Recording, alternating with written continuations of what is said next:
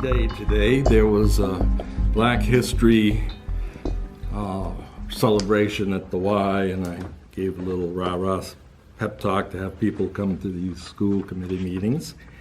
I'll see if anybody shows up. I did have one gal say she was going to try to get the minister from Enyon Baptist Church, that's where you are, right? That he might be a good person to add to the list to try to start getting, some involvement from the church. Also, I was over at School 16 today talking to the school-based planning meeting, just giving a little rundown on this group. Hey, there he is. And let's hey, Mike. Scooch down and make some room for Mike. Okay. Hey, Mike. Everyone, how you doing? Good evening. Hey, sorry, I'm a little bit late. No. We're just getting started. Excellent. And We're gonna not have this point right away. Oh, for sure. We negotiated everything. Not negotiated. I got a face for radio. You're a good-looking guy, and you got a full head of hair. Above average. I'll get started going around and have everybody introduce themselves. Joe, you I'll want to yes. start off? Joe Baldino, Principal, School 29. Oh, thank you. Oh, Eleanor Coleman, Prosper Rochester, and Oasis. Karen Lahr, teacher at 44 School. Trace Bilodeau, teacher at 44 School. Pam Bowler, neighborhood. John Lang, United Florida Schools Committee. I'm Jen with Rochester Public Library. This is Sophia LeBron Williams. She's a first grader at School 15. I'm Commissioner LeBron, Beatriz LeBron. New on the school board, but also a Southwest resident. I live in the Susan B. Anthony neighborhood. Great. Bill McTausser, live in the 19th Ward. Okay. And Mike Schmidt, Chief Operating Officer. Great. Okay, well, we'll get started. I'll get Jen off the hotspot of having to start off because Mike had asked, could he start off with this? Yeah, I appreciate it very much. I know you had a bit of a set agenda. I'm traveling to State Ed this evening, or I have a meeting tomorrow morning at State Ed, so I'm traveling tonight, so to be ready for that. But I can maybe answer some general questions, but I wanted to give just a brief overview of where we are with the projects in phase two, if that would be helpful. So we have right now we have 4 projects that are scheduled to be completed. Knock on wood, right? We're doing very well, but in August 1st is basically the target date for all 4. So certainly School 16 is one of those projects. School number 7, Monroe, and building and School 1, which will be the new home for School 15, are all well on track. Everything is going very well in all the buildings. I mean, like everything else, construction has ebbs and flows and certainly challenges, but none of those we believe are not able to be accomplished within the time frame. And we really work from that August 1st start date, so we've got a little bit of flexibility as we approach August, so that teachers and we can get the offices set up first week of August, and hopefully give teachers a chance for a couple of weeks mid-August to get their classrooms kind of settled and get ready to go for the opening of school. That's worked really well in phase 1, so we're hopeful that we kind of maintain that schedule in phase 2. I think one of the differences between phase 1 construction and phase 2, especially in the elementary buildings, is we're doing complete gut renovations. I think the last time I was here, we talked about that piece of it. And school building 1, the new 15, and building 16 present tremendous structural challenges for us. Wood frame building, over 100 years old. So basically, we're taking them right down to the studs, putting brand new infrastructure in. All the mechanical systems and everything is all brand new. So when you try to do that and keep the integrity of the building, so to speak, in place, it does present an awful lot of challenges. But like I said, we're on track. The Monroe project has been 3 years now running, and that is, once again, that's much closer. I think when you walk the building and so forth, you see much more pride. You okay? Yeah, Okay. thanks. Much Sorry more. for the noise. No, not at all. I mean, Yeah, I know. much more progress there. We have most of the interior of the building done on all 4 floors, although there won't be any classrooms in the basement area. But certainly the up 3 floors, we've got the building organized into a 7th and 8th grade kind of a pod, or whatever the term would be, separate locations, so to speak, within the building, and then our 9 through 12s with our CTE programming over there as well. So that's in good shape. The last step in this process is through the gymnasium, and then the exterior of some of the athletic field work. The cafeteria came down, so we're going to end up with a full synthetic turf rectangle that'll come kind of off the building, heading back toward Alexander Street. So that will be the last piece to the puzzle. But we're hoping to have that September. What school is that? Monroe High School. Monroe High School, okay. So that's the last piece to that puzzle, and September 6th is their first home athletic event, so we're hoping for a September 6th completion of that last piece of it. So, but an awful lot of infrastructure work there, taking down 2 structures on that site, and there will be a phase 3 there. We're going to replicate the pool, which was on the interior of the building. We're going to put that on the outside, build another box, for lack of a better term. And then School 7. Well, School 7 was another full gut renovation. The challenge of number 7 school was it was 1970s, 60s, 70s construction, so asbestos was very popular at that time of construction, and we can't do any maintenance work in these buildings without having abatement, whether we're just hanging pictures and being facetious, of course. So that building presented us tremendous challenges. It was very similar to 28, kind of the same area. And if you had ever been inside number 7 school, it had kind of the rotunda that was replicated. The rooms were kind of odd sized. So we've taken all that apart and kind of reorganized the whole area. So it's really came out great. And 3 of those schools have the transportable classrooms that are now off that site. So, and that was another focus of phase 2. So, Okay. So of those 4 schools, there's obviously another 9 more of them were in design, and so forth. School 10 being one of the ones in this neighborhood. But those we're well on our way. So very pleased with the progress there, and I think it bodes well for our phase 3 legislation, which we're hopeful to get at least moving. We won't make any school selections, by the way, just kind of get the legislative process, put the schools that we haven't yet done into the pool, so to speak, and then have those deliberations community-wide in terms of making those final decisions down the road. Is 44 going to get put into the pool? Right now, any building that has not yet been under modernization would be in consideration, so I couldn't speak to one versus another. Okay. You said one was being renovated for School 15 to come back to? Building, right. The building that formerly was School 1 will now be the new home for School 15. Okay. The 15 that was going to go there before, or was there, and then got They've been in a out. few different locations, but they were most recently They on closed School 1 and kicked us out as parents and relocated us everywhere. So some of us got dispersed. And were you part of I was a parent in School 15 or not? I originally started as a parent in School 1. Okay. And then I don't know if you were around, Mike, but this is before I became the commissioner, before I even ran. They closed School 1 and promised it to School 15. Mm-hmm. So it's the only school that went under the modernization and was dissolved.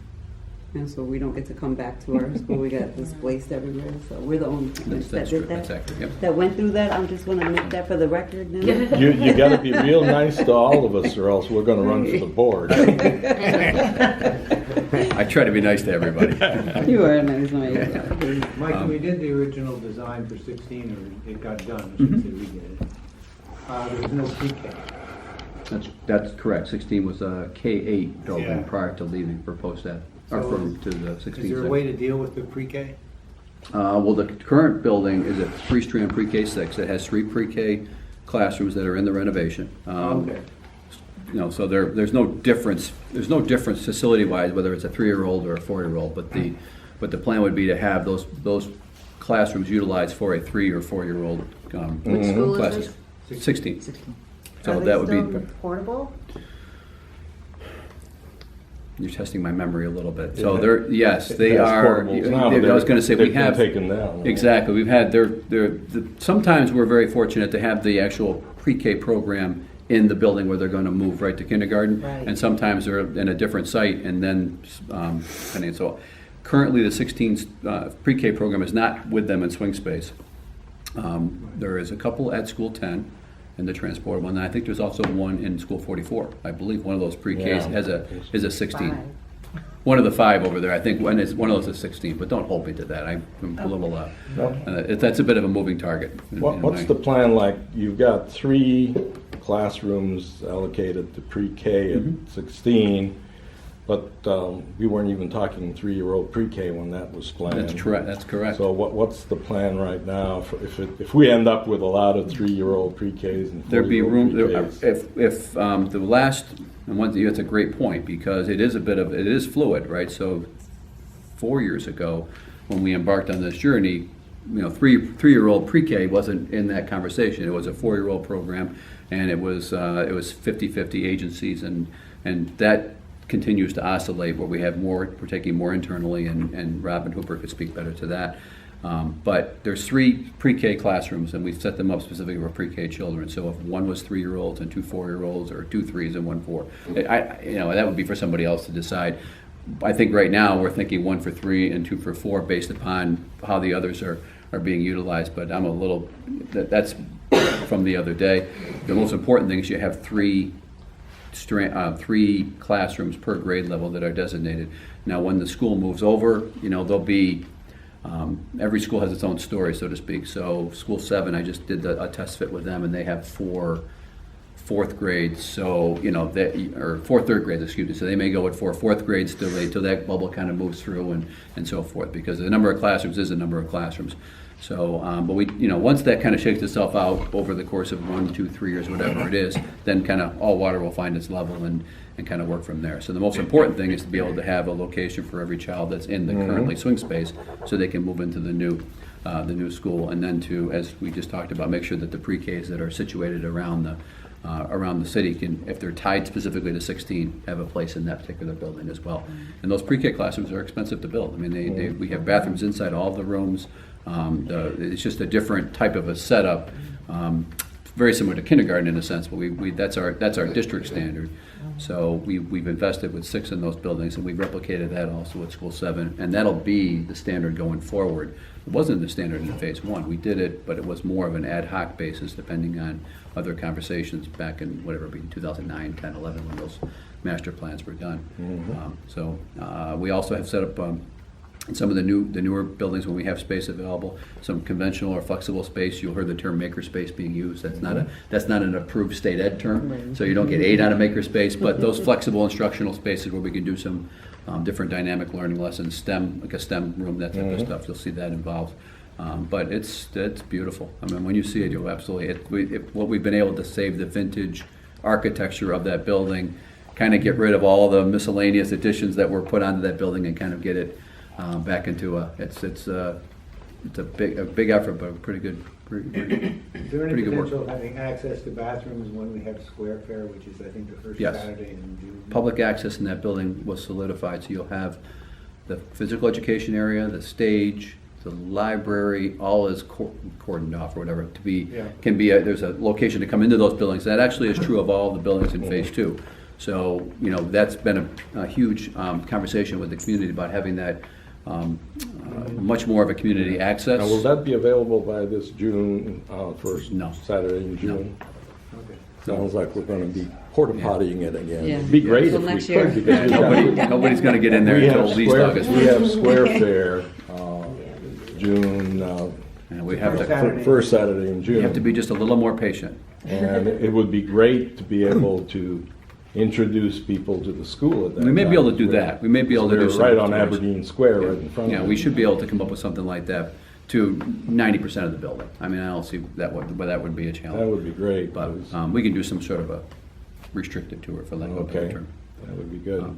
And the nice part about this, the buildings come furnished in a sense. So, teachers are just moving in.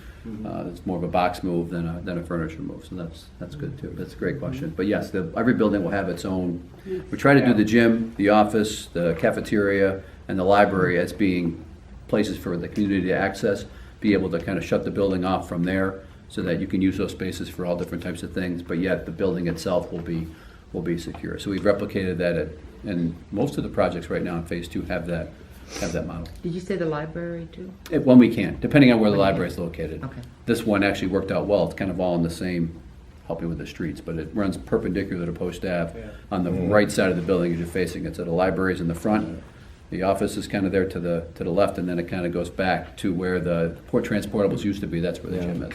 I'm sorry, sir, pardon. Near Colgate, near Colgate Street. Colgate Street, yeah.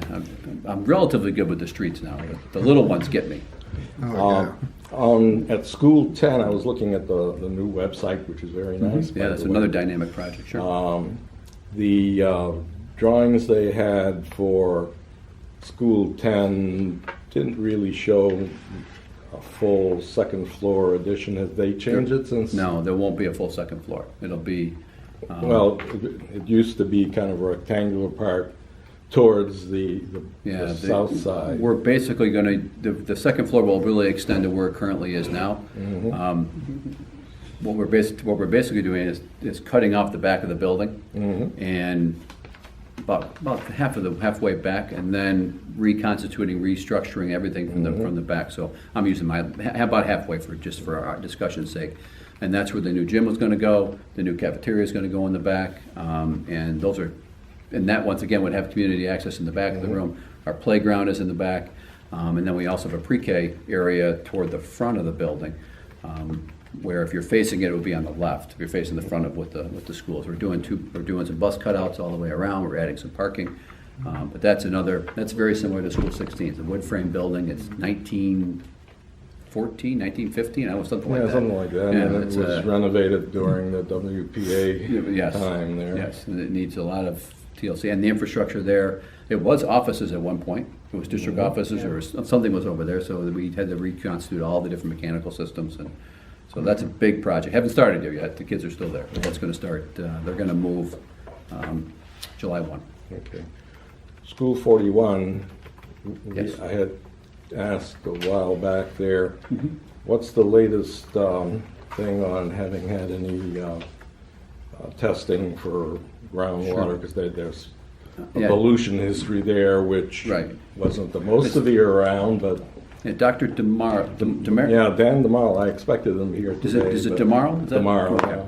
So, yes, we actually, it is not a brownfield. Yeah. Never been designated a brownfield. But we are in conversation with the state DEC. There are test wells throughout that neighborhood, throughout the area there that can be utilized if they ever had to, but have never been. The Colgate, excuse me, you mentioned Colgate Street, that got me sidetracked. The Kodak site is continually monitored by the DEC because they are doing quite a bit of demolition work still Yeah. on that site. And there's quite a few businesses that are moving in and out of that. You would know, you guys know better than I would know. So, but when we talked to the head of the DEC at the Avon office, there's nothing that's driving them to even consider anything along those lines. So, but we did solidify that. We have some documentation. You had mentioned to me on the phone back from maybe 25, 30 years ago, but it's much more media documentation. There's nothing from the state DEC or any state office that indicates any concern in that area. But if anything were to develop, if anything were to come up, then they have the infrastructure there with which to address it. So we're clear to do whatever renovation we would The choose. portables that were put in there, were there any checks of what the groundwater situation is before they? There would be checks no matter what we do, because every time we do any sort of digging on any site, that's part of the process. And there's been quite a few utility projects there over the years that we have documented, but there's nothing there that would replicate that. And I think if anyone had a concern, they'd come to you. The best way to deal with that is to contact the DEC directly. I think if we're in the trust but verify mindset, then I think that would really welcome people to go and do that. Okay, great. And they work directly with the county as well. So there's 3 different partners that work on these different things. And right now, as far as 44, are there any maintenance plans for upkeep? You didn't. Let me think. When you say when John is asking in regards to maintenance, so annually, let me take maybe a half a step back in a sense. Annually, the district will do anywhere from, and I'm only going by my time here over the last 5 years, we've done anywhere from 16 to this year, we're this $20 million of annual maintenance work. And the city council has a charter that we have to follow in order to access that money. it has to be health and safety. There's certain criteria we have to meet, and that building can't be in the modernization queue. So all the schools in phase 2 were not eligible by that charter to do any CIP work in. And we have to display a certain level of need for schools that were in phase 1. But there is maintenance to do on all these. Think about your home, for example, right? There's always something to do when you're in a particular location. So we did some work at 58. We had to do some sewer work there, and so on and so forth. But I can't remember exactly if 44 has a project schedule for this summer or next summer. I can certainly find that out. But it would be, if we needed to do some, we did the boilers there 2 years ago, I think, or whatever. So it's always, I know we have some roof work to do sooner or later there. The trick is for us is to make sure whatever we do on that site, if we feel like it will be in phase 3 or even in phase 4, to do it so that when the modernization program comes in, they're not taking out what you just did. So roofs and windows and that type of thing are long-term investments, and we would certainly, that's the type of thing that would be eligible. Very tough for us to do classroom upgrades, that because of the city council ordinance within that. So we have to kind of keep it basically to health and safety. So we've done secure vestibules. I mean, that's certainly, obviously the larger knocking on wood, what happened in Parkland last week. We try to make sure that our security aspects are up and running. We'll do camera installations. We'll do, whatever it may be at those particular buildings. So that type of work is certainly eligible, and we've done that. We did one at 43 last year. So and 44 does have that challenge where you come into the building and you're literally right in the library foyer, so to speak.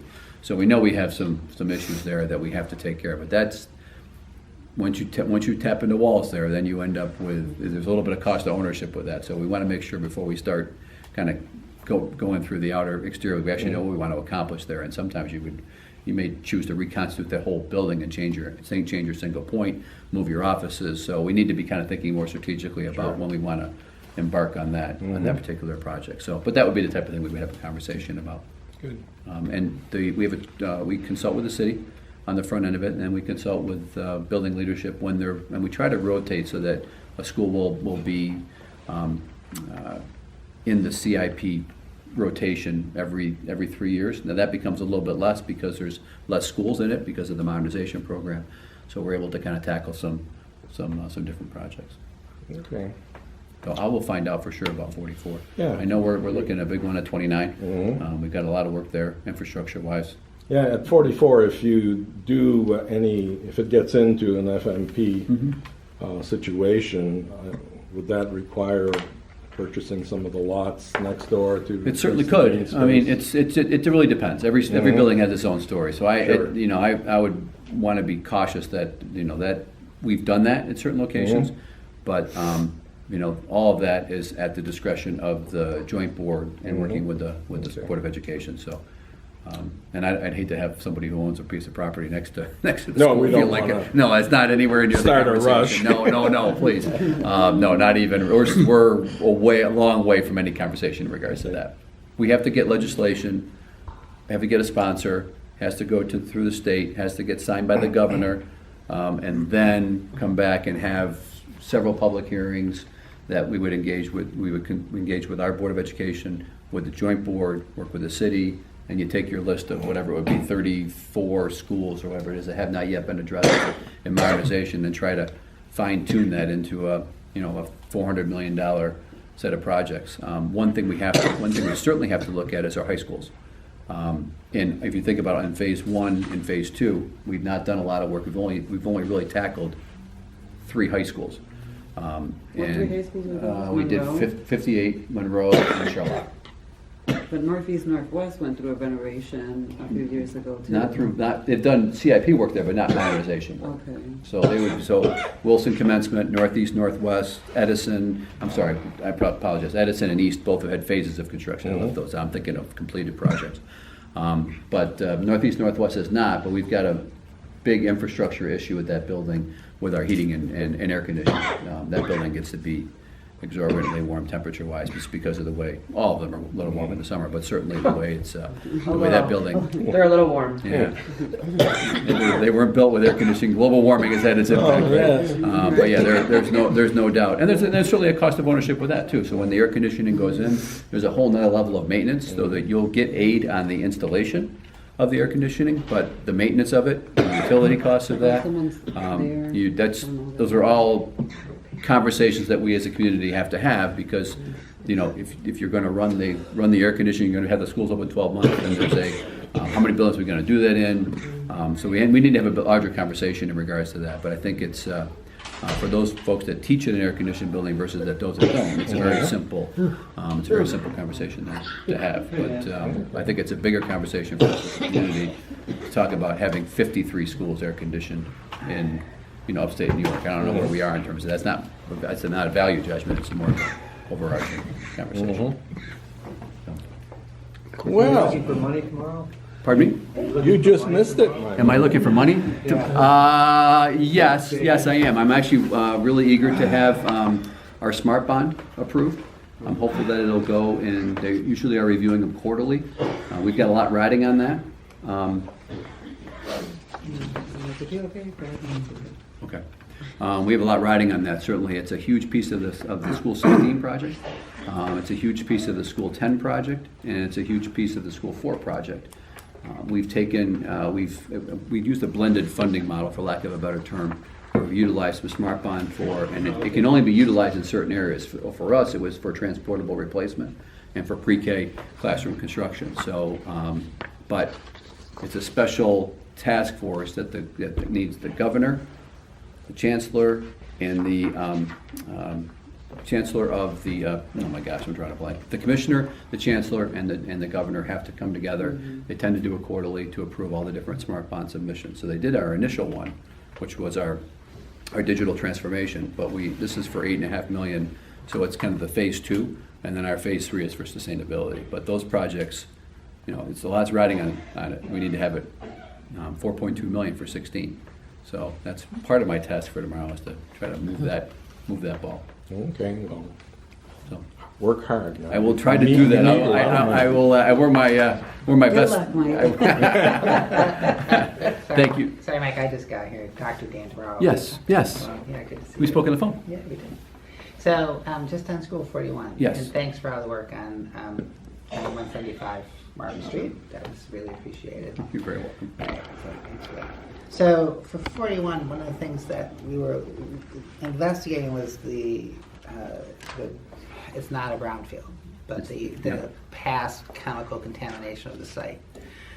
There was that big oil spill back in the big pipeline spill, right, about 100 yards from the school in 1979 or so. Mm-hmm. And at that time, I don't know if you saw any of those. I put a PDF for some of the I did. board We members actually discussed together. this. That was a Yeah, question we that John talked asked a little while earlier, ago. but So I missed that part. Yeah, that's fine. I can for That's okay. everyone's everyone's benefit again. So we've been working directly with the DEC. Mm-hmm. There are test wells throughout the neighborhood, including on the School 41 site. So if anything were to be necessary, the infrastructure's there. There's been no evidence of any problems with the groundwater. They've tested it on numerous occasions. Yeah. So we have everything in place. They are certainly aware of some of the things that you brought up. And then they've also worked with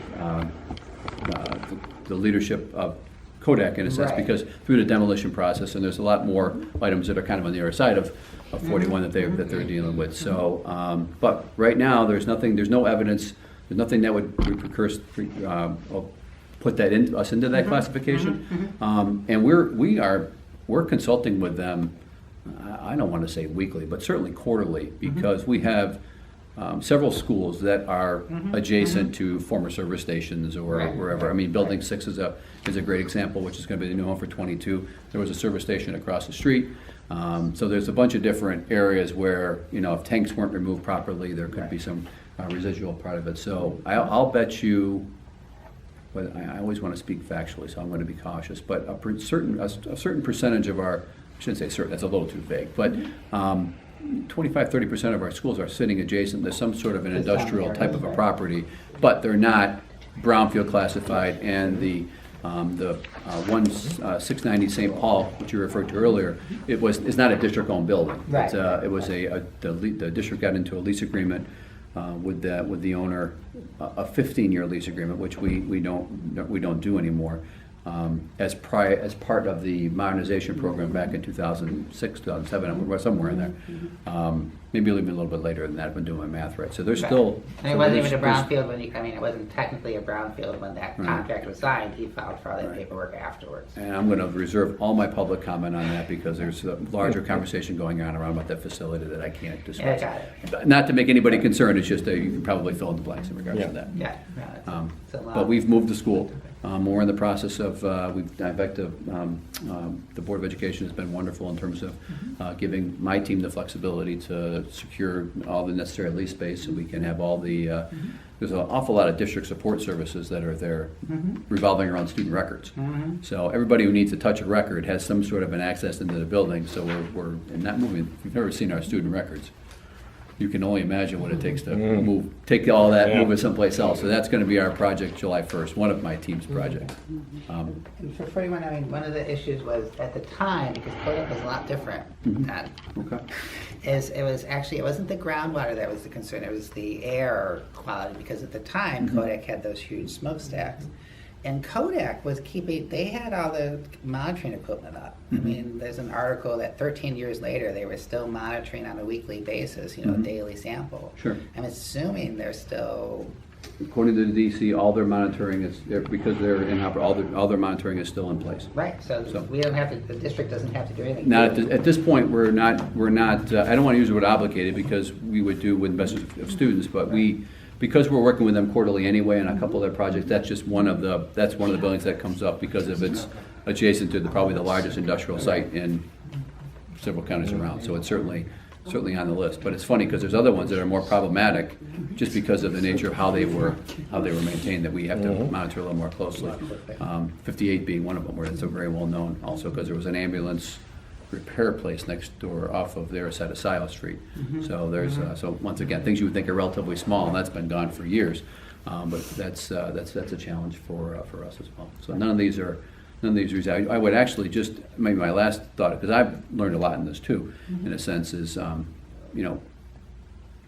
take it from 3 different vantage points. So you certainly have the media, which does a really good job about making sure that people are aware. I mean, we work really closely with them but they have a job to do, so we give them and let them do their work. But then I think also our partners with the county and with the DEC. I mean, people should reach out if they have a concern and they're not comfortable with what they're hearing, because ultimately at the end of all the conversation they have to sign their name as to whether or not the landlord in this situation or anything else are following the protocols and procedures. So I think that's where it lies. And we've held several different public meetings, and they've been more than helpful in terms of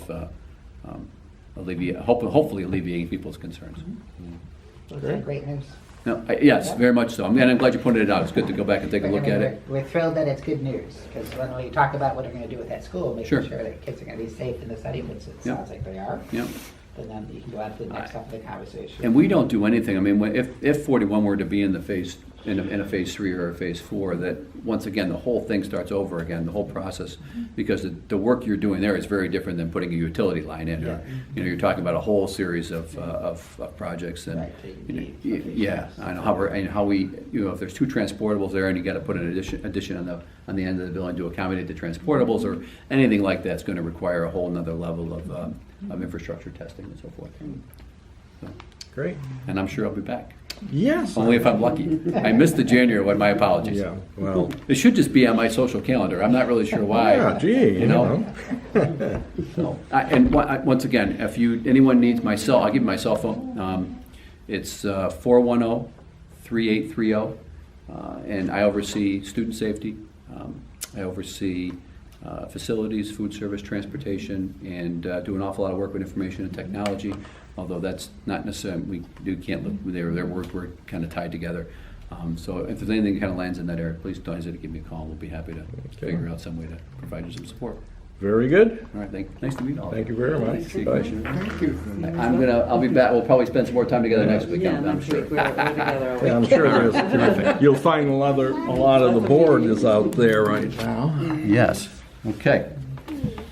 All right, my friend. Nice to see you. Good to see All right. you. Have a nice evening, everybody. Thank you, Mike. Take care. Good night. Bye-bye. Good night. Okay. Well, before we get sidetracked and get on to something else, we'll get back on the schedule and have a report from the library.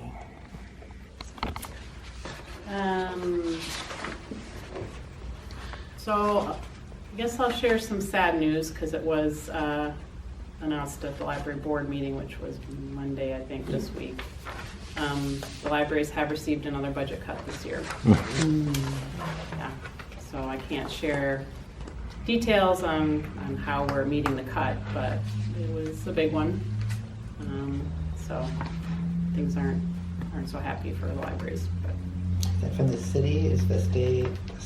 yeah, The city of Rochester? the Interesting. city funds the branches. Mm-hmm. The county funds central library Okay. for the most part. So, yeah, so this was a cut to the branches. Yeah, so. But we are marching on as best we can, and we have some great things coming up here in the Southwest in March. So over at Wheatley, they're having, everyone heard of the 6x6 art show project? So March 21st from 4:30 to 6:30, they're inviting all ages to come. They're providing all the supplies, and anyone can come and do their 6x6 piece of artwork. And if they want to leave it there with the library, they'll take care of getting them over to the show. Or obviously, people are welcome to just take them home too if they would prefer that. 24th, Saturday, 10:30 to 1:30, they're having the Black Women's Book Fair. So there's going to be a bunch of authors, poets, spoken word artists from all over New York, and they're going to be sharing their works, discussing, selling their books even. The children's area is going to have some children's authors and activities for the kids, so that's going to be a really great event there. And here at Arnett, they're starting a new venture here for the teens every Thursday in March, 3:15 to 4. They're having yoga classes, so the teens can learn yoga. They'll be given the yoga mat and instruction and have a journal they can keep some notes in. And so we're hoping that'll go well. They just need to wear some comfortable clothes, obviously, to do that. And also here, they're going to be starting, they're calling it the R-Knit and Crochet Club. So anyone who's knits, crochets, any kind of, that kind of handiwork. Thursday the 22nd from 5 to 6:45. It's a stop-in social sort of a group. Everyone can mix and mingle and learn from each other, discuss projects and all that kind of good stuff. And it's for all skill levels. You don't have to be a master knitter to join that group. What days were that? What was that? That's this Thursday, not this Thursday, Thursday, March 22nd, starting at 5 till 6:45. Okay.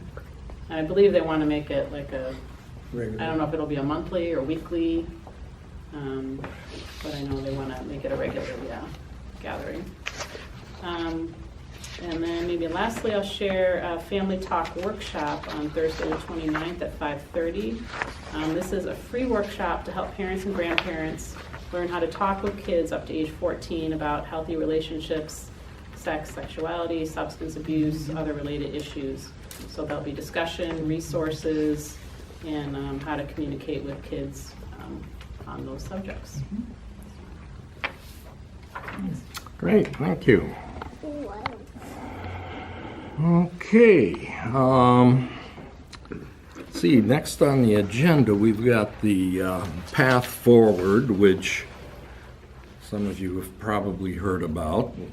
The district is in the process of trying to put together the information they gathered from a number of meetings throughout the community, looking at what people's concerns are, and also melding that in with the suggestions that came out of the review of the managed choice policy that the district has.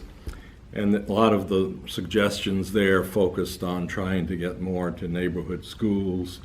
You know, it's good to have choice if people want to go to one of the choice schools in the district, but if they don't make it there, unfortunately right now, they end up getting sent to some other school on the other side of the city. And it's very convenient for the people that are putting the widgets in the empty seats, but it doesn't do much for building community. So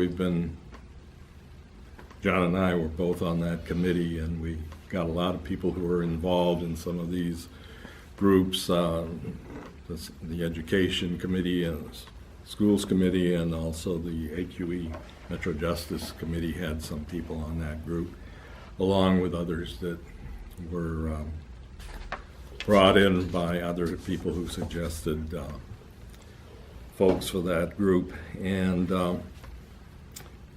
the other thing that started is back in about a year ago, there was a meeting over at School 44 where Mary had asked the superintendent whether we shouldn't be reviewing the need for space, and the superintendent said, well, you know, if you can get the board to pass a resolution asking me to look at what is the space requirement, because the end, the objective of that topic was, do we really want to close 44 because we may be running out of space?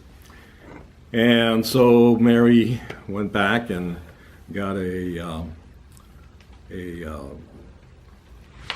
resolution, a restraining order on closing the school. Got the board to pass a resolution asking the superintendent to do that. And there is, in fact, up on the website now, kind of the results of that study. I was kind of looking through the website, and it's, if you haven't gone and looked at the new website that the city has, there's an awful lot of stuff there, and you could spend the next 3 years going through everything that's there. But they do have some results from that study there, and it kind of says that, gee, we need all the space we've got in terms of the elementary schools. There's a little more float in the high school area, but we probably aren't going to be closing any of these schools. And then the question is going to be just how is it going to get used. Now, the path forwards that were that are being presented to the board, and correct me if I'm wrong because you've been getting a lot of it. The first path they had was basically going back to the original managed school choice policy that goes back to 2002, thereabouts.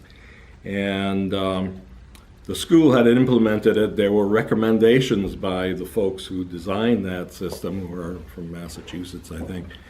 And one of the things was that if a school is being preferred a lot, then you have a lottery, and the ones that are not getting chosen very often, you put effort into fixing them, you know. The objective is to have all good schools, not to just have people get a chance at the few good schools and let the other ones go whichever way they go. And districts seem to forget about that. Right. So we ended up with a situation where, and coupled with that, of course, is the busing issue, which is New York State reimburses if it's 1.5 or more miles from the house the student is in to the school they choose. And lo and behold, everybody's finding that they pick a place that's 1.5 miles away. You can't blame the parents because it's a little bit babysitting, it's a little bit safety, but it's destroying our neighborhoods because people are needlessly traveling across town, not to mention hurting the budget, although it's our taxes to New York that are being used for that, but it comes out of our pocket one way or the other. The second path they suggested, and the people who came up with these paths are the same people who came up with the managed choice policy back 15, 18 years ago or whenever. And they, the second path is basically taking that managed choice policy and folding in what the managed choice task force that Liz Hallmark headed up, that John and I worked on, which is trying to get back to neighborhood schools whenever you don't have a really valid reason for a child going to that school. If that isn't the school they wanted to go to, then you don't send them to another, equally good or bad school to the one they have next door to them. That's going to mean getting some busing changes, because you almost need to have short distance busing for everybody for a while until they get used to walking. But once they can find out they can go back and play with Johnny at his place, they'll just decide to walk instead of taking the bus back 3 blocks to their house. The third choice, and I think that a lot of people kind of like that choice number 2 because it sounds manageable. The third one is multi-dimensional socioeconomic model, and it kind of makes sense. Basically, you look at a number of factors in a child's makeup, and what is their personality, what's their home environment like, how disadvantaged are they, do they have speech impediment or whatever. And based on all these measurements that you can make of a child's needs, you try to pick the school that would best serve their purposes.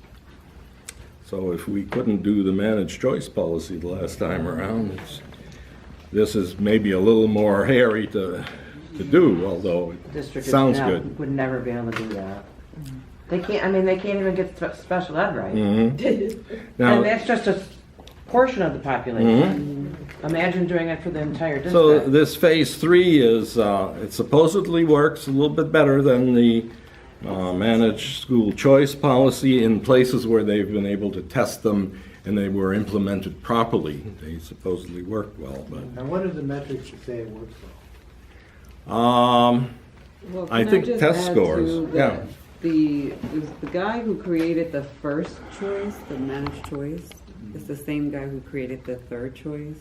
So I feel like he's embedded himself one way or the other. If we go route 1, he'll be around too. So his argument is that the first option, which is the option that we technically have now, was never ever implemented correctly by our district. And so that a lot of people kind of took it and based off their own perception made those placements versus following the actual policy that how it was written.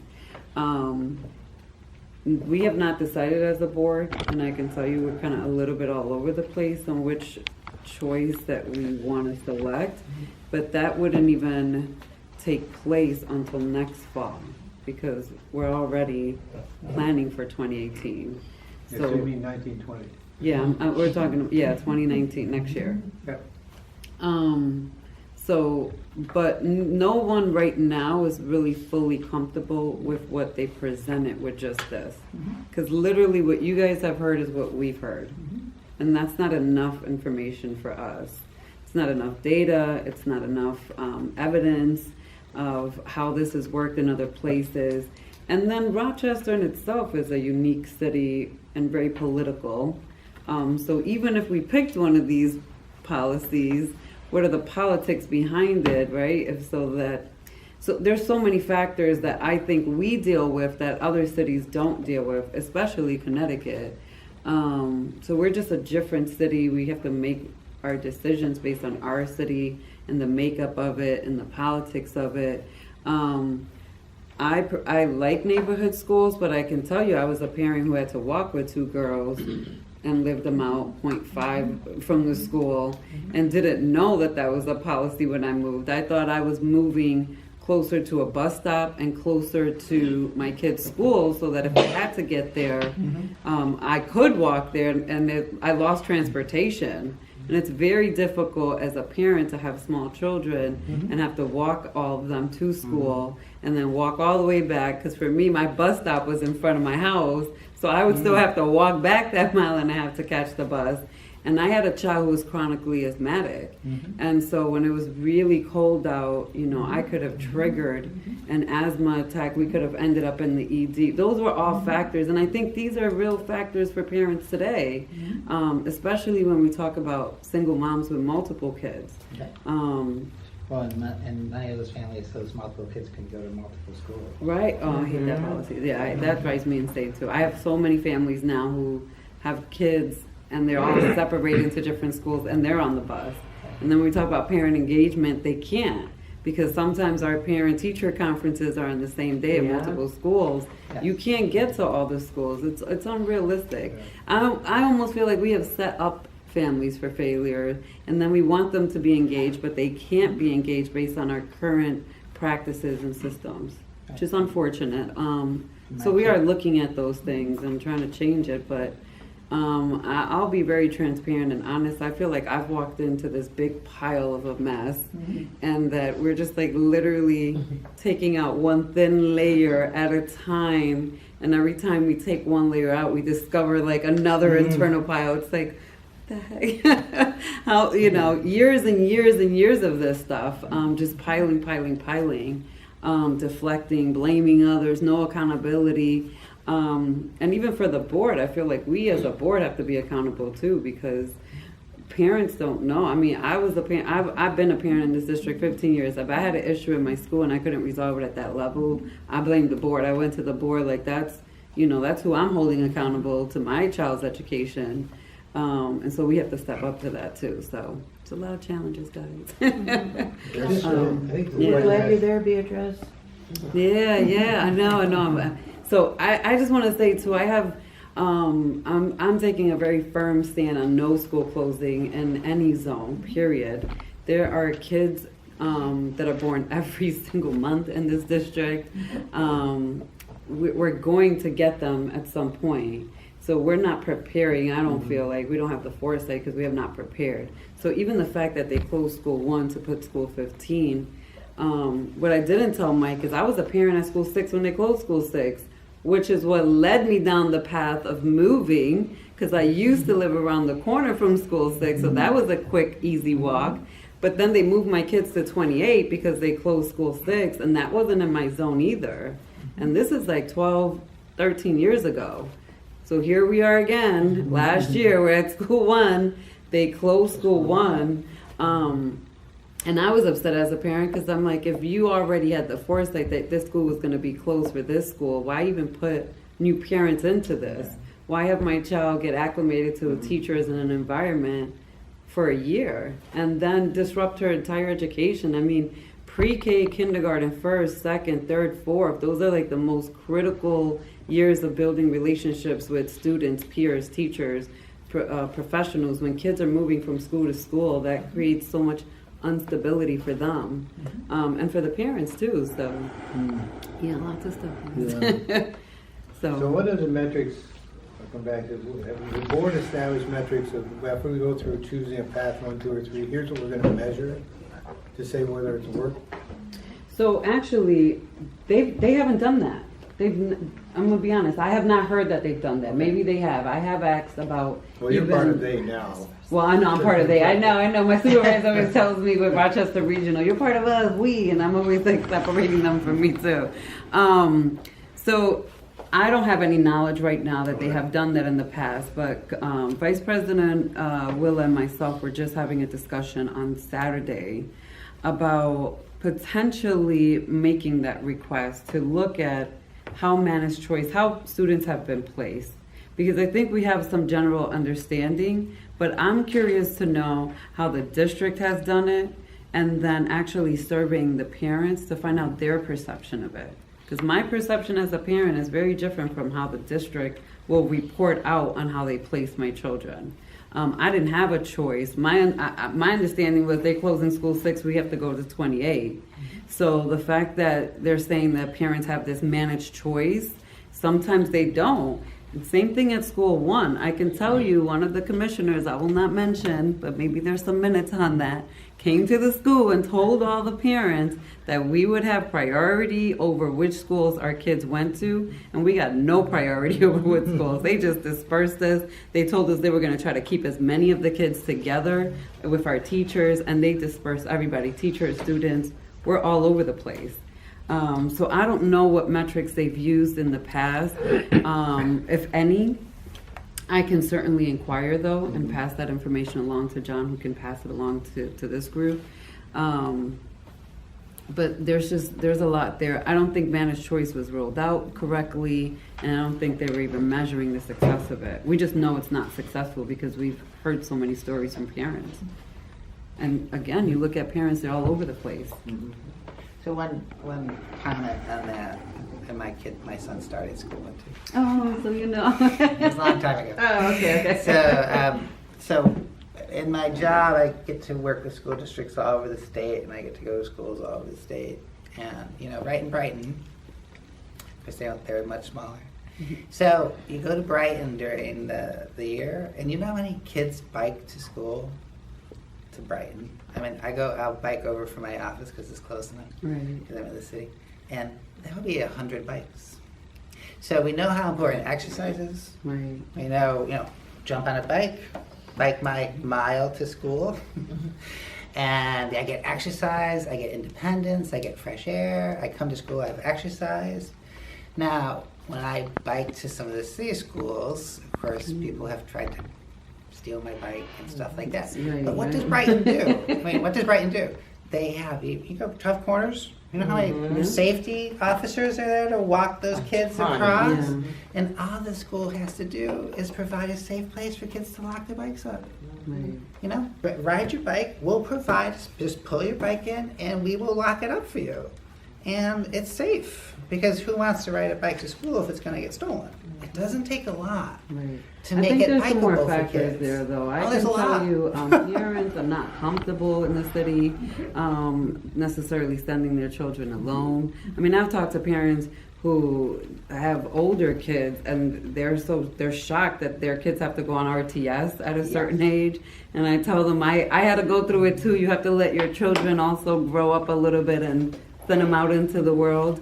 But if we were to connect with Teresa Boswick, who does the Conti Avenue Cruiser, Cruisers, and she was to come over, and there's some parts of the city, parents are just not going to let their kids bike for good reasons, but there are other parts of the neighborhood, kids could easily bike in 19th Ward safely. So let me just tell you, Easier I than helped going down Teresa when she first started with Conky Cruisers, when the foundation would not give her funding because they didn't believe in her vision. So I get it. I supplied funding for her. I also supplied a staff person, and I paid for the bikes to be locked up at the warehouse. I did a MUA with Ibero to get that warehouse, and then they stole the bikes. Did you know they stole the bikes? They stole the bikes. They stole the bikes, unfortunately. So she's had like 2 bike robberies, unfortunately, since the inception of the program. But and I used to take kids from the city, from all 4 quadrants. We used to take them out to mountain bike in Victor, Wick Rock.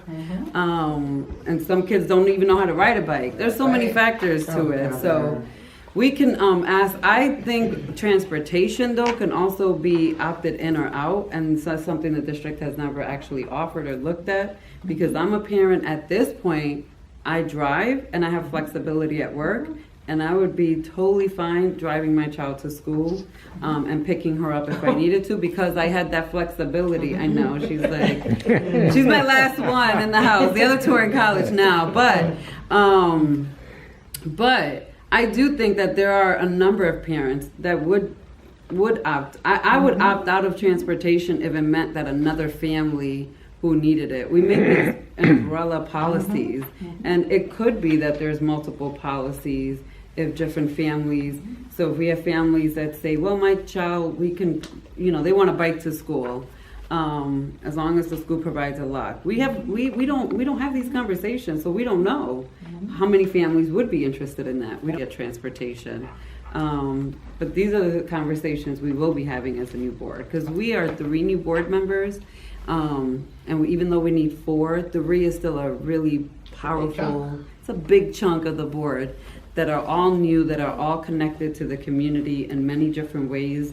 I'm still a direct service provider, so I still go out and do home visits and social work in people's home. And so I'm very well aware of everything that's happening to many people in this community, specifically around poverty. So Melanie is, the director of community partnerships and engagement with the Mental Health Association. So she has a very strong mental health background. And Natalie works with foster care. So we're all kind of, in a way, direct service or indirect, but very community focused. So I'm very excited about this board. I gotta be honest. I could not have pictured a better 2 new members to be starting with and serving with. So Yes, I'm thrilled with you guys. yeah, we're gonna come in. It's like Mary Adams was cast from the same mold you 3 are. And actually, I gotta say, we're all friends with Mary, so it just so happened that we're all good friends with Mary Adams too. Yeah, she's still out there. She's still out there too. Yeah, she is. She is, you guys. So yeah, and I can say we definitely ask a lot of questions, but when we're asking those questions, they're with a reason and a purpose for us. So I can certainly ask about what data was used for those metrics and see what they say. Okay, great. The number of buses at any one school is huge. I mean, I came by School 10 today at closing time, and there must have been at least a dozen buses. Yeah. And you probably have a chunk. There we go. Is it an extended day school? I'm not This sure. was like There- 3:30, 4 o'clock. Oh. Because our school, all our kids are bused at the end of the day because it's an extended day. Yeah. Which, literally, they can live 1 street over And they get buses. and they're getting bused. Yeah, that's fine. Well, no, I don't have, Yeah. trust me. I'm one of the parents, I would never let my kid drive. I live in Penfield, and my daughter is never riding her bike to school, ever. Yeah, and there are parents in the city that feel the same way. I They're know. like, they're not gonna I do want it, her on a but there's bus some- where I know she's safe and nobody can get to her. Right. But I'm a little psycho about it, I guess. Yeah, well, I was the same way with my two oldest. I'm learning Yeah. with this. This is my 3rd one, so I'm like a little bit more lenient, but I know the over first 2. I know in the Upper Monroe area, they actually do what they call bike trains. So you can see them sometimes. I don't know if they do it every day or just some days where there'll be 3 adults and a whole bunch of kids. And so they go to each person's house, pick them up and drive and bike to school together with 3 adults guiding them. And then they get there, they get back up their bikes. And assuming another 3 of the same 3 bike them home. No. Yeah, they're called bike trains. Wow. That's actually, awesome. that is a good option too. And But where is up It was funny one day late fall when it was before we were supposed to have snow. I was literally riding to work and I ran across 2 bike trains over in that neighborhood. I don't know what school they were biking to. It might have been 23. Yeah. I was like really freaky to see That's really 2 cool. at the same day. That's a really cool I was like, idea. wait a minute. Because I would Okay. not riding one of those. Yeah. So Need to move along. Yeah, You so- can stay for a little bit more, or what? no, I'm gonna get going because Okay. I have another meeting I have Okay. to get to, and it finishes at 8:30, so it's actually at the Church of Love. So I want to Okay. try to catch them because I told them first I would come, and then I ran into you yesterday, and John and I were having conversations. So I won't always be able to attend because we have a lot of meetings, and for whatever reason, in the next couple of months, we have a lot of committees of the whole, which everybody has to go to. So we have about 5 to 6 a month right now where we all have to come together for everybody's committee. And I'm chairing audit, and so I'm preparing. Our first meeting is next week. So lots of meetings. So I won't always get to come, but I do get the emails. I do read them. I'm still connected with many people over at 44, so I will fight the good fight. Melanie is your liaison, but it's good because it means you have 2 strong board members fighting for 44. and I read the emails. John and I run into each other in many different meetings, and whenever I can come, I will come. I will say that. So, but if you have any questions, my email in the email train, I think it shows up, right? It's BB LeBron, so 2 B's LeBron, like LeBron James. Now, Beatrice, do Yes, you ma'am. want to, we're having a little kindergarten thing on March 9th, a Kings and Queens party. Yes. We're learning about Kings and Queens. Do you want to come to that? I don't know what time we're doing it, but Look at this one. On March 9th? yeah, Yes. probably in the afternoon. I'm gonna put it in right now. You guys asked me to come read, and I just got the letter because it comes through the district mail, and they give me all of it at once. But I already signed up for a different school because they hit me up like 3 weeks ago. On March 9th? No, for this Friday for Dr. Seuss's birthday to read Oh, to the yeah. class. So I can't come this week for you guys, but I can come next week. Okay, I'll let you know. One of us will email you with what time we're going to do it. I think it's going to be in the afternoon, though. And what were you asking me? For the Kings and Queens, I thought, with the movie out, it would be the Wakanda Forever party. Well, it's kindergarten. So I don't know if they, would they get probably that. haven't seen it yet. Yeah, we're doing like Cinderella and Snow White and But Old Siri King is a Cole. fantastic princess. I know. She is a fantastic princess. Well, she might be, but The maybe best not for Disney kindergarten. princess- the best Disney princess ever. Like, seriously, let me know, and if you want, I have a friend who owns like a costume place, so I can always bring costumes and stuff out. Her so name I is can, Tina. Yeah, Tina. She owns tons of fun. Are you serious? Yes, I can bring somebody with me, a character or something. We could be. She has I know. I want to come. You'll be teaching. Well, you might not be if it's after 2:30. Okay. Yeah, so let me know. She has a whole bunch of, she has some princesses and some superheroes. I know she dresses up as like the Princess and the Frog, just so you know. That's her, that she could do that one for sure. Tiana. Yep. Before you go, this is a letter I love that Tiana. you may want to She's look my at. favorite I got that back from a teacher that I had asked, Okay. what could we do about trying to encourage teachers to live in the city? Right. And she put a lot of work into that, and Yeah. I mean a lot of situations where she didn't think that she lives in the city just down the street from 16, but a lot of the people she talked to had reservations. But I found out an interesting thing today. I was over at 16 over at Scio Street, and I was talking with one of the teachers.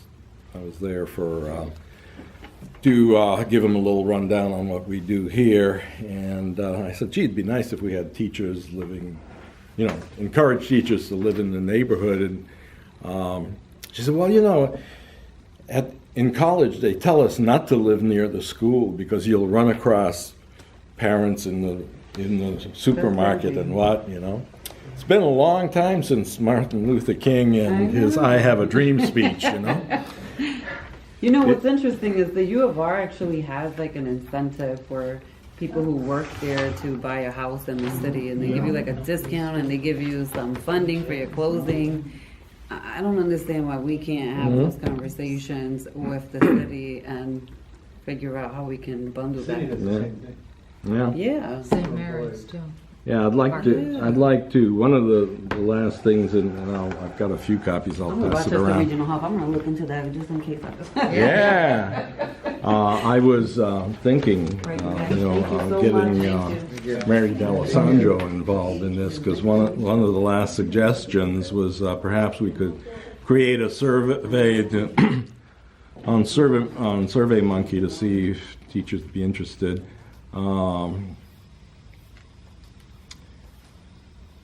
It would be, one of the things she mentioned was it'd be nice to maybe try it initially where they might have rent at half price or something for a couple of years. And that's something that might be doable. One of the folks who's on the Southwest Common Council is involved with a lot of rental properties, and it'd be interesting if we could get something going to just on a trial basis, if if there are some properties that are within easy walking distance of one of the schools, to maybe try to get new teachers that come in to have the opportunity to live down the street, basically, and see if, because we desperately need to get people more connected than they have been, you know, and that would be one way of doing it, and I nice to think do people it. will be more likely to try it out renting Right. rather than, I can't just decide I'm gonna live there, you know, rather than, I mean, if they're thinking, well, this could be, if I don't like it, I at least have an out. But if you buy, like, who's gonna take that risk? Yeah, it's a huge commitment. It's a huge commitment. What if we, sorry, Pardon? what if we worked with the library and had a meet and greet at the Arnett Library and then one at Phyllis Wheatley, and we could look to some of our restaurant sponsors to donate food. People could come in, they could meet the librarians, see what the books are, what do they have. I mean, some of those kids live in this neighborhood.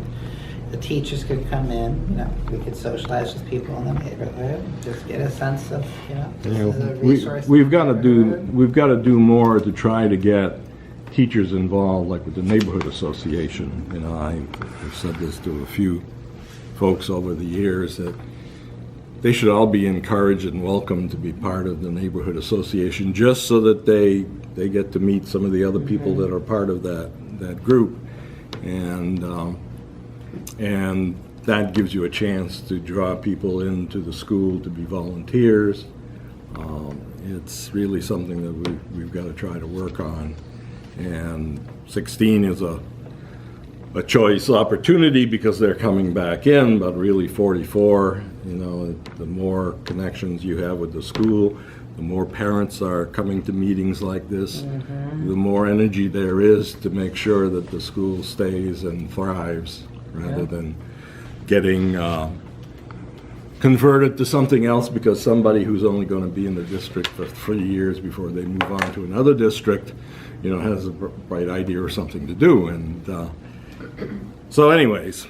Back to Dan's idea, though, Oh, yeah. if you all want to try that. That would be here great. And/or at Wheatley, I'm sure Yeah. both branches would love to host something like that. So I think let we us know. need to do more things like that at the libraries. It is getting much too easy for the city to dismiss what goes on at the libraries. And I think the more that we host things here, it's mutually beneficial. We need what they have here. And we're going to keep losing it if we don't. I mean, even having maybe classrooms come here, you Which know. does happen already. Yeah. Do they still have the science days? I think it was at Maplewood. Family Science Day. Yes. We've taken at least a break from that. I think we felt it was kind of petering out somewhat. So it's at least on a break for now. But, you know, it's been, I want to say it may be a couple of years already since we did the last one. So it could be time to bring that up again. And I enjoyed it yeah. because I participated and my students came in and they were excited to see me and I was excited to see them. So I'd be interested in participating in something like that. I'll bring that up. A lot of resources that people who work in their neighborhood, a lot of resources in terms of not even the library, but you know, this is really parts of the 19th ward. We really call it the white coat neighborhood, because we have so many of our doctors who took advantage of that program now live. I mean, on your street, John, everybody on your street's a doctor. Pretty much. Yeah. Well, there's more PhDs than MDs. They're still doctors. PhD in the office. In Germany, they're the doctors. Okay, before, Can I just make one more comment? You sure You know, may. when you're saying it would be nice to have classrooms come, like the kindergartners would be awesome to bring, because you know everything's all excited. They're excited about literally going to the bathroom. Yeah. If you tell them it's your favorite thing, it's their favorite thing. Really, literally. Yeah. But we would have to walk. Yeah. You know, that's another if you want to go somewhere, you have to pay for it. And I have spent so much money in my classroom, thousands of dollars this year. Like, I can't literally afford. I don't even know how I would get a bus, but then I would have to pay for it because the district isn't going to pay for it. Right. And we already know that. And I'm not going to take 25 kindergartners on the RTS bus because that's just a nightmare. So, you know, Yeah, there's barriers. yeah, and you know, I know years ago, 44 used to come here, and I can't remember if we would carol or we used to come here. School It's does. a Christmas event still that happens where they decorate the tree out on the side and. Well, I think we used to 29 comes Right. now, yeah. Right. Oh, and also we used to go to a nursing home. I remember. Oh, that was awesome.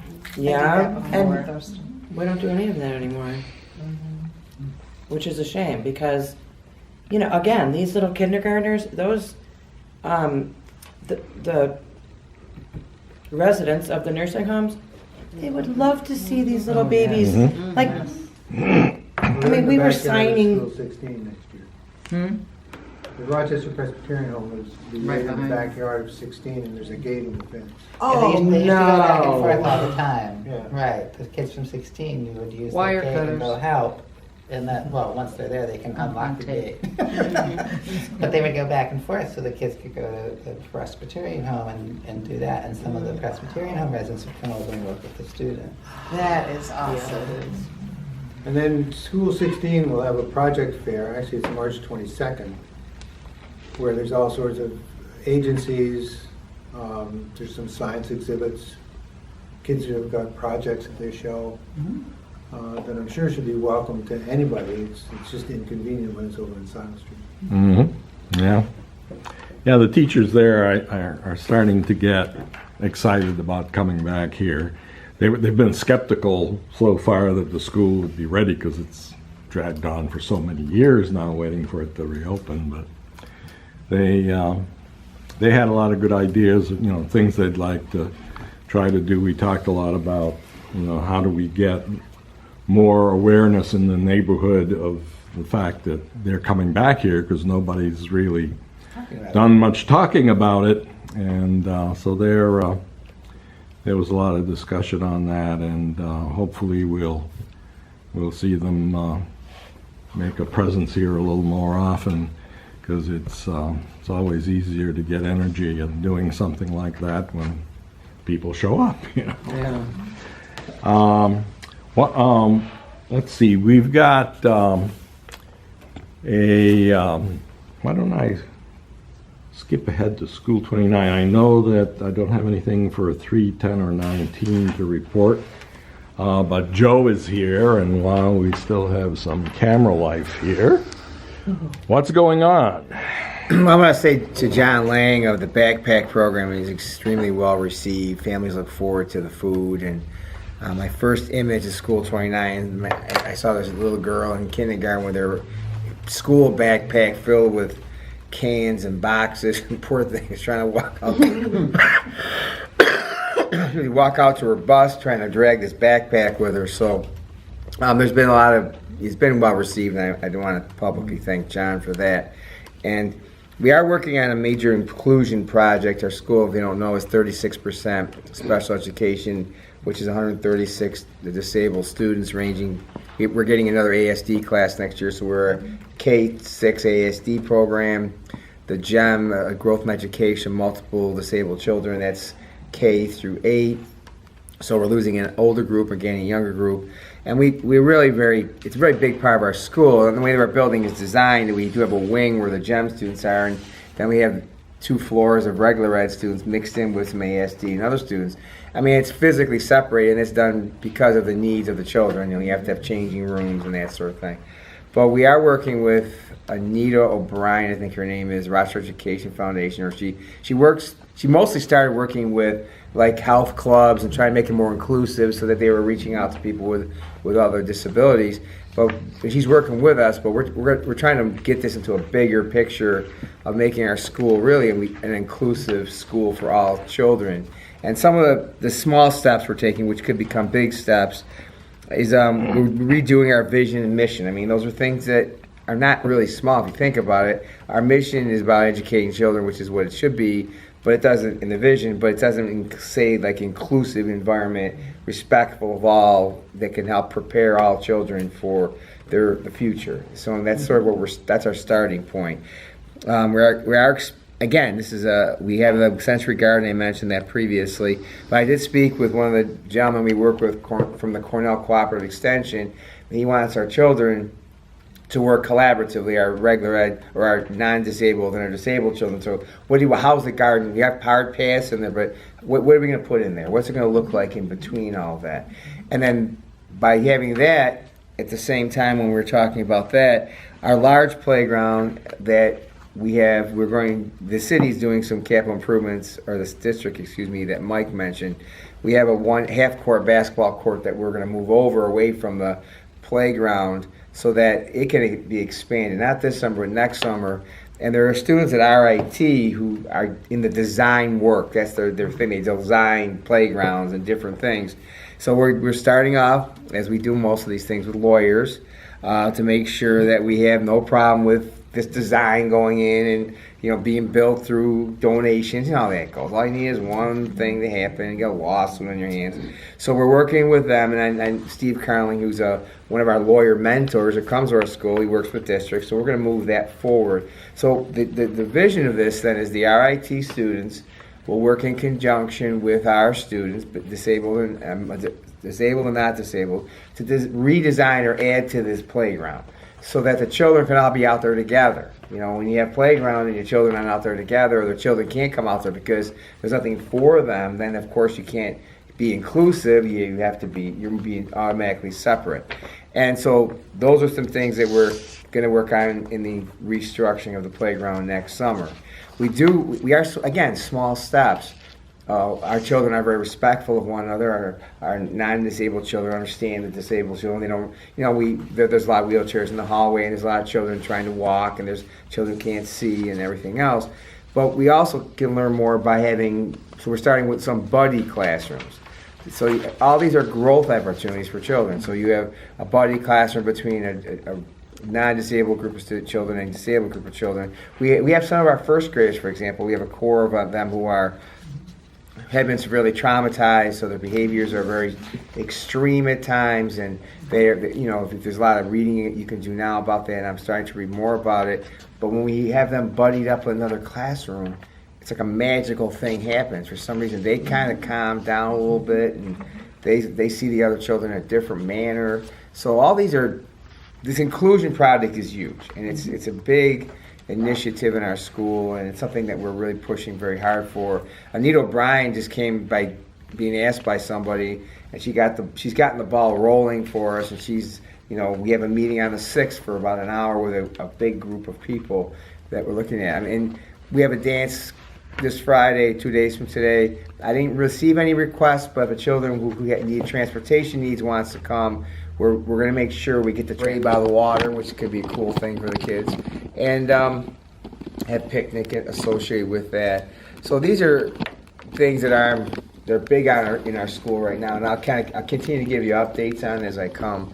But I just want have that background of what we're trying to do at our school, and that's pretty much it as far as what we're doing. And this project is huge, so it's going to be one of those things that's going to be ongoing and continue for some time. So might be interesting. I listened to Kevin or Dawson. Yeah, Evan Dawson. Evan Dawson today, and this is on basically words and trying to get people not to say certain words, like retard. Yeah. And I was reflecting on that when you were talking about the program you're doing now, and how much I've noticed when I go into school 29 of kids actually behaving really well with other kids. Thank you. And getting along. And it might be a topic you might want to go on Evan Dawson sometime. What's Evan Dawson? He's on WXXI. Oh, geez, that'd be nice.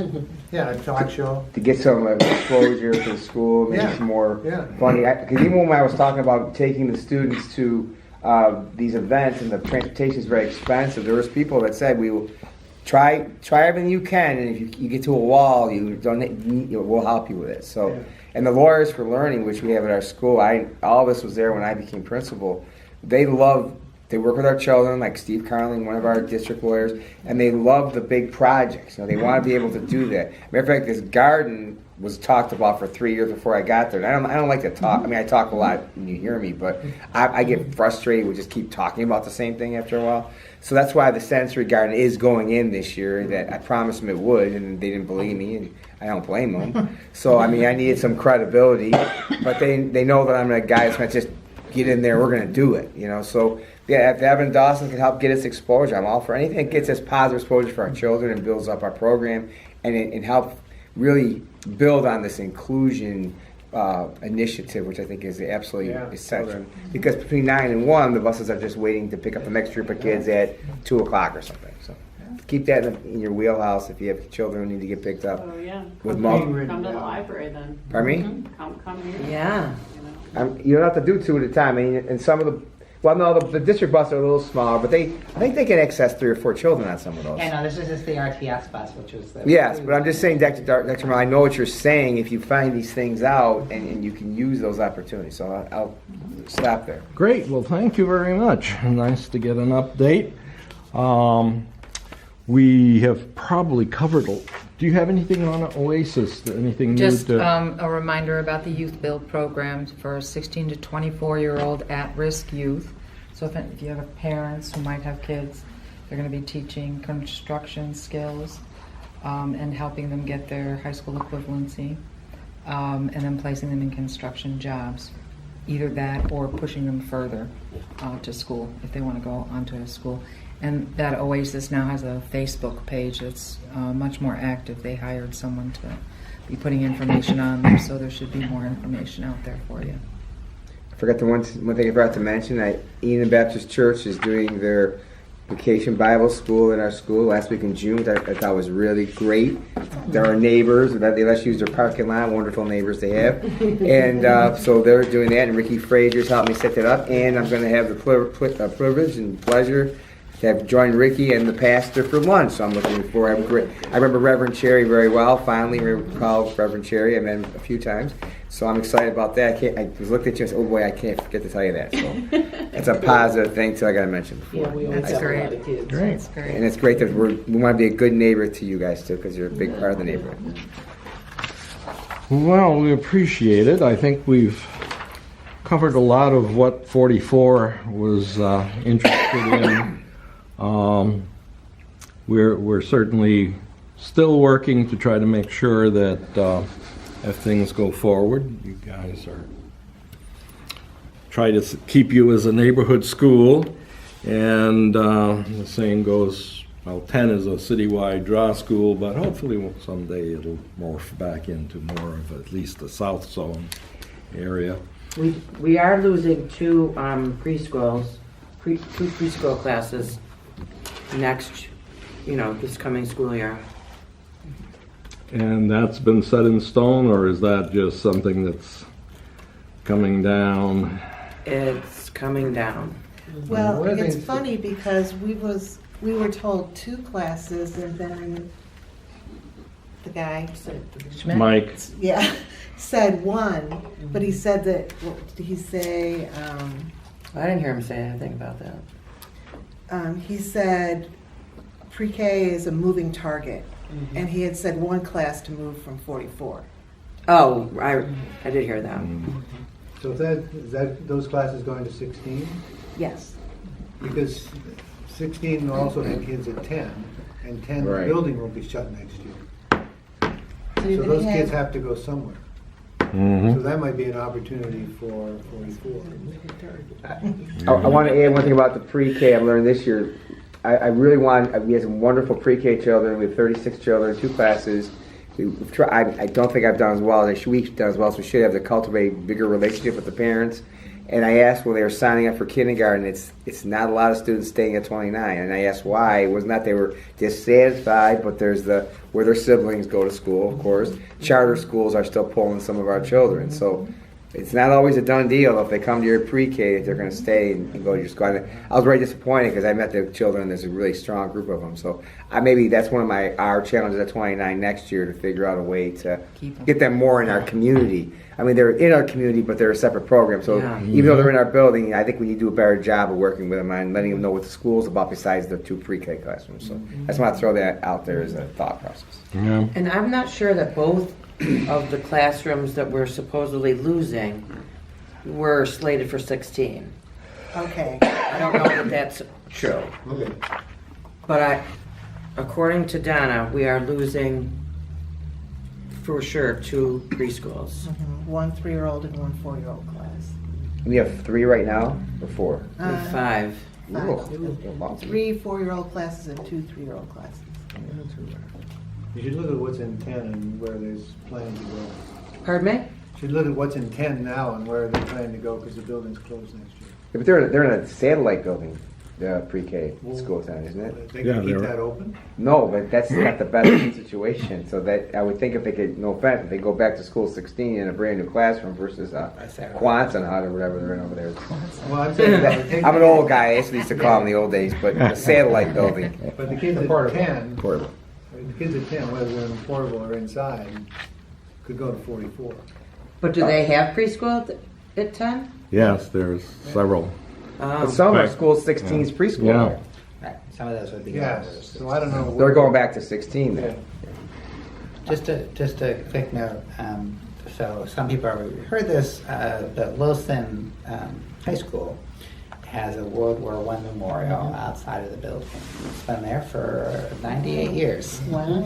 Honoring 27 former students of Wilson who died in World War I. And I talked with Julie over the summer that it would be great if her students could research these 27 individuals, present it to the community, and by the way, if we could have a rededication. So Julie, the principal, took it upon herself to contact the groundspeople, many of who are veterans, and they just rebuilt the base of the memorial. So they did that. They kept the original plaque and reinstalled that. So they've just redone that whole memorial, which is great. I don't know if they're following up on the research part of it, part of the curriculum, which goes to a slightly different topic. So that's really good news. It was great for Julie to do that. There's a lot of kudos for that.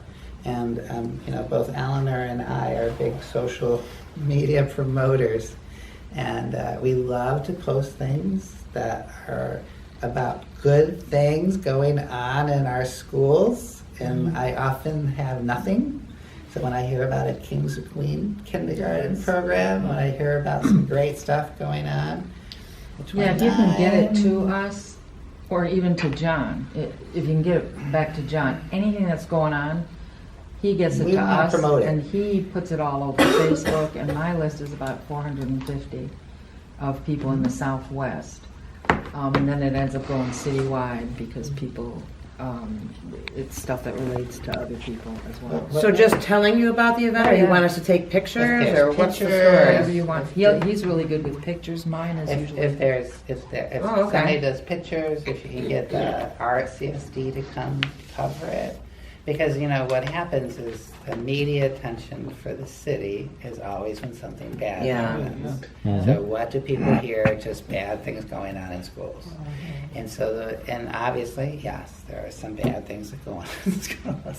But there are so many great things I know. that go on every single day in our libraries and in our schools. And the library does a decent job. I repost a lot of Bruce's stuff. Phyllis Wheatley's been pretty quiet lately. They're down the librarian, so. So, they're short-staffed. but, the schools in our neighborhood being able to post about the trip here, kids went there, we'd love to be able to do that, because the reason people are looking to send them not in the neighborhood is they just, there's other Okay, and tell me who, Or even activities in the classroom? Well, if you think about, if this was your parents, if these were parents, Okay. right? So think about if we were sending information out to parents, fun pictures, and then of course you have to check for do media releases and stuff like that. You don't want anybody to get in trouble.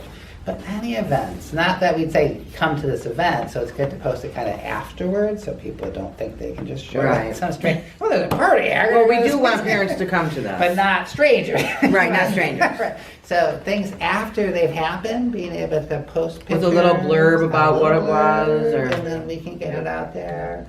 Okay, who do we, For that, I think Facebook is It's Positively best. Southwest Rochester is the Facebook page. Positively Positively Southwest Southwest Rochester. Rochester. And you can just post. You can just post. You don't have to send it to me. You can just post it. oh, really? Yeah, it's, that page is all about positive That's things. even better. Positively Southwest Rochester. Mhm. And it's Yeah, on and then Facebook. if you post something that I think isn't quite the right thing, I'll send you a message. You know. So we won't wanna post anything promote. naughty. The other one is Prosper Rochester, Facebook. Is Prosper Rochester, it's all one word, Prosper Rochester Inc. And we're constantly trying to make connections, getting resources to Andrea. people. Is this you? Yes, Okay. Okay. Oh, the historian. Cool. What's her name again? Eleanor I know who you're talking Coleman, about. Eleanor I should. Coleman. If you want, I'll put The you local on history the email division distribution downtown. list Yeah. for my 400. Yeah, I think Because then you'll Yeah. see what goes Yeah, on we're in doing the a lot with area. them around And the maybe it's something you can cemetery tap and in, or some of the you. other stuff. Yeah. If you could put me on, that'd be Sure. awesome. Yeah, that's one of the things we need to really do is try to get everybody connected. Yep. Because Yeah. there's such a community here. If There we just is. get people talking to one another and know what's going on. I mean, I will say this. I have worked at 44 schools since 1995. Yeah, and I don't know anything that goes on in this neighborhood. Mhm. Well, if you get Like, if you that's get on those really 2 pages, sad. Then you Yeah, will. those 2 pages, you'll know everything. Good. You know, a bunch of stuff. And you'll Yeah, be sick of snoops. kindergarten. I promise you, you'll be sick of us. Oh, that's fine. No. Because we'll post a lot of stuff then. Good. What? That's good for the Southwest. That's right. It's good for the Southwest, and it's good for We've got great schools. schools, Yeah. and they're hearing You know, about for people it. to see and something people are seeing pictures. positive going on at the schools. Yeah, people aren't aware of how hard the teachers work. Can I brag about one of my kids? No. Sure. Yeah, they're 3-year-olds. So the other day I was saying, let's start from the top. And one of the boys said, I thought you were going to say start from the Statue of Liberty. 3 years 3 years old. old. And he knows the Statue of Liberty. And he made that connection just from me going like this. Very good. Yeah. Very That's good. smart. Yeah, one thing we probably should look into, John. One of the folks at the at School 16 today suggested that in trying to get the teachers in the parents in the neighborhood here to know about 16 coming back, we might try to get on WDKX for the. They've got Feedback Friday, which apparently is, and then there's something on Saturday morning. And I guess Liliana Ruse is the contact person there. So that might be something to do to try to make sure that there's, information going out through various media, because some people, we may be able to reach 1,000 people through Facebook, but they may not be the parents. How are you looking for it? Are you gonna get on Lynette and Yes, Lynette's radio show? Yeah, probably about time I go on that thing again. We've got Lynette and Elizabeth Doucette, who are part of the Southwest Common Council that this is a subcommittee of. They do a radio show, and it's pretty hilarious, and sometimes they'll interview people, and so that would be a good thing to, and that's something that, we can look at getting teachers or kids. They in fact, partly through what Eleanor does, Prosper Rochester, there's this Rock Soup program where they have competitions of people who are trying to get micro funding for starting a little business or something. Yeah, and And one of the things they did was get one of the groups that competed in that last year started a little radio program that's part of that local radio network that Lynette and Liz work on. So the kids, get together and they plan a little program each week. And it's been a really interesting thing, and it's something that gives, some coverage of what's going on in the community, and everything that we can get out there that sends a positive message out to people helps the community, it helps the school, helps the teachers. I'm sure you all would rather have the most welcoming and stable school environment possible, and all these things work together to create that. So, I'm sorry we ran over, but Can I ask a quick Yeah. question? Because I know a lot of people here advocate for preschool, but at 44 school, we don't have bathrooms in the classroom. So if anyone were going to advocate for preschool at 44, bathrooms would be wonderful. Staying open would be better. Yeah. Just saying. And then others. Yeah. So, anything else that we absolutely should cover? Okay. It's a wrap, and thank you again, Jen, for hosting us here. We love you. Okay.